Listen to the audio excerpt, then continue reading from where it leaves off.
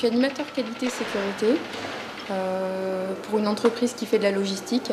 Donc en fait, on reçoit de la marchandise des lieux de production, on la stocke et on la redistribue dans les magasins. Mon rôle premier, c'est d'accompagner les gens vers une démarche qualité et sécurité.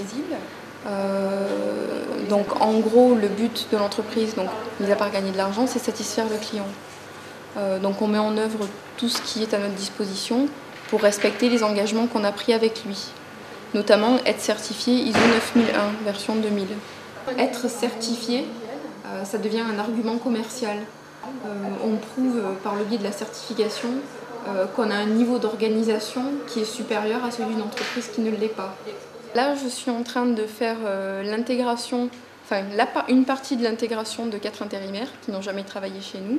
Ce matin, j'ai présenté les consignes à respecter pour l'hygiène, pourquoi on devait les respecter, et les consignes de sécurité, et pareil, pourquoi on devait les respecter. Pour faire ce métier, j'ai passé un DUT Hygiène, Sécurité, Environnement. Donc c'est axé sécurité des personnes, sécurité des installations et des populations civiles.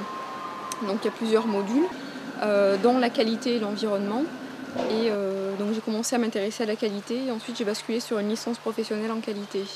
J'ai choisi ce métier-là pour des raisons un petit peu pragmatiques, qui sont que la qualité, la sécurité, ça s'applique à tous les domaines d'activité. Donc on ne s'enferme pas dans un domaine d'activité, on est libre de partir dans le secteur qui nous plaît.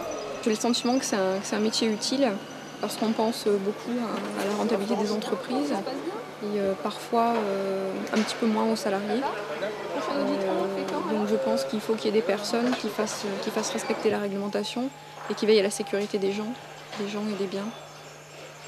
Au niveau de la qualité, on peut évoluer en grade, donc commencer par animateur, terminer responsable, c'est-à-dire carrément faire l'architecture du système qualité. Sinon, étant donné qu'on a un œil assez global sur l'exploitation, on peut basculer sur l'exploitation et dans ce cas manager une équipe de préparateurs ou même de contrôleurs pour rester sur le thème de la qualité.